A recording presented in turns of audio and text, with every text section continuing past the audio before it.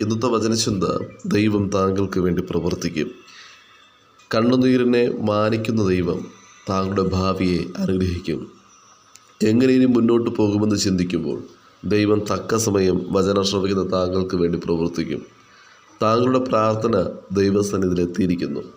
55 സങ്കീർത്തന പുസ്തകം 16-17 തിരുവചനം പ്രകാരം വായിക്കുന്നു: ഞാനോ ദൈവത്തെ വിളിച്ചപേക്ഷിക്കും, യഹോവയെ രക്ഷിക്കും.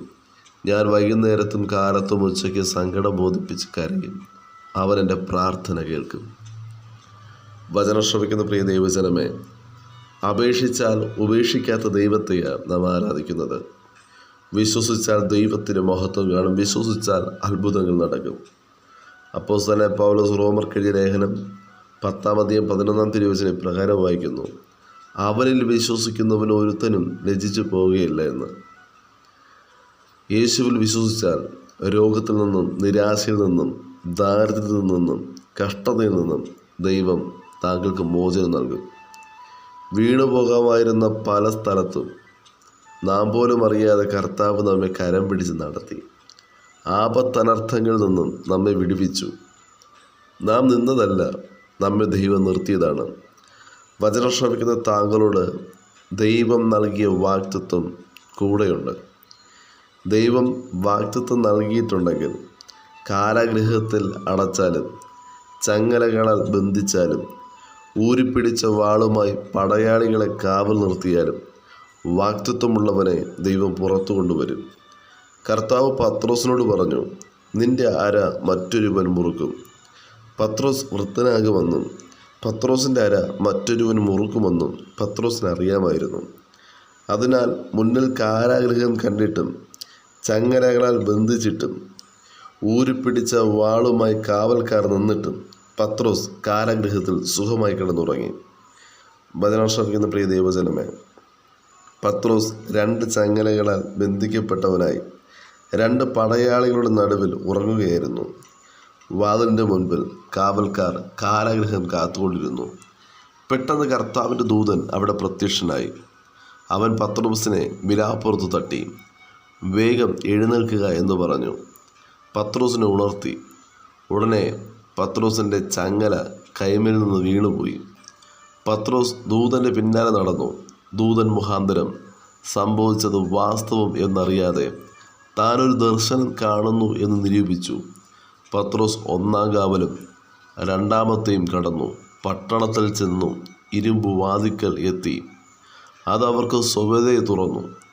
അവർ പുറത്തിറങ്ങി ഒരു തെരുവിലേക്ക് കടന്നു. ഉടനെ ദൂതൻ പത്രോസിനെ വിട്ടുപോയി.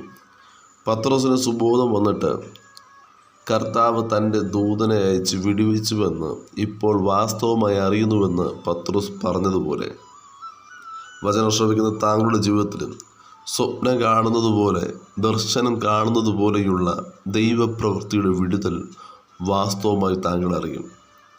ഭക്തനായ നോഹയോടുകൂടെ പെട്ടകത്തിലുള്ള സകല ജീവികളെയും സകല മനുഷ്യരെയും ദൈവം ഓർത്തു. അവർ ഉഴയുന്ന അവസ്ഥയിൽ നിന്ന് ഉറപ്പിക്കുന്ന തലത്തിലേക്ക് അവരെ വഴി നടത്തിയെങ്കിൽ, ദൈവം റാഹേലിനെ ഓർത്ത് റാഹേലിൻ്റെ നിന്ദയെ മാറ്റിയെങ്കിൽ, റാഹേലിൻ്റെ ഗർഭത്തെ തുറന്നുവെങ്കിൽ, ഇസ്രായേൽ ജനത്തിൻ്റെ നിലവിളി കേട്ട ദൈവം അബ്രഹാമിനോടും ഇസഹാക്കിനോടും യാക്കോബിനോടും തനിക്കുള്ള നിയമമോർത്ത് അവരെ വിടുവിച്ചതുപോലെ നാം കടന്നുപോകുന്ന ഏതൊരവസ്ഥയിലും ദൈവം ഓർത്താൽ അസാധ്യങ്ങൾ സാധ്യമാകും. നമ്മുടെ താഴ്ചയിൽ, വീഴ്ചയിൽ, ഉഴച്ചയിൽ നമ്മെ ഓർത്ത് വിടുവിച്ച ദൈവത്തെ എത്ര സ്തുതിച്ചാലും മതി വരത്തില്ല. ഭക്തനായ അബ്രഹാം ഹാഗറിനും കുഞ്ഞിനും ഒരു തുരുത്തി വെള്ളം കൊടുത്തു. അബ്രഹാം കൊടുത്തത് മരുഭൂമിയിൽ അവസാനിച്ചപ്പോൾ ദൈവം അവർക്കായി മരുഭൂമിയിൽ ഉറവയെ തുറന്നു പരിപാലിച്ചു. മനുഷ്യൻ നൽകുന്നത് താൽക്കാലികമാണ്. മനുഷ്യർ നൽകുന്നത് തീർന്നുപോകും. ദൈവം അളവില്ലാതെ നൽകും. മനുഷ്യർ നൽകുന്നതിന് പരിധിയുണ്ട്, എന്നാൽ ദൈവം നൽകുന്നതിന് പരിധിയില്ല. പരിധിയില്ലാതെ ദൈവം വഴി നടത്തും. മാനുഷിക കരങ്ങൾ നിശ്ചലമാകുമ്പോൾ, മരുഭൂമിയിൽ മാനുഷികരങ്ങളുടെ സഹായം അവസാനിക്കുമ്പോൾ, ചിന്തിക്കാത്ത, നനയ്ക്കാത്ത ദൈവപ്രവൃത്തി, ദൈവ കരുതലുകൾ വെളിപ്പെടും. വചനം ശ്രമിക്കുന്ന താങ്കൾക്ക് വേണ്ടി തക്ക സമയം ദൈവം പ്രവർത്തിക്കും. പ്രവർത്തിക്കുന്ന കർത്താവിൻ്റെ കരത്തിൽ പൂർണ്ണമായി ആശ്രയിപ്പാൻ വചനം ശ്രമിക്കുന്ന ഏവർക്കും കർത്താവ് കൃപയും അധികാരവും നൽകുമാറാകട്ടെ. God bless you. ആമേൻ.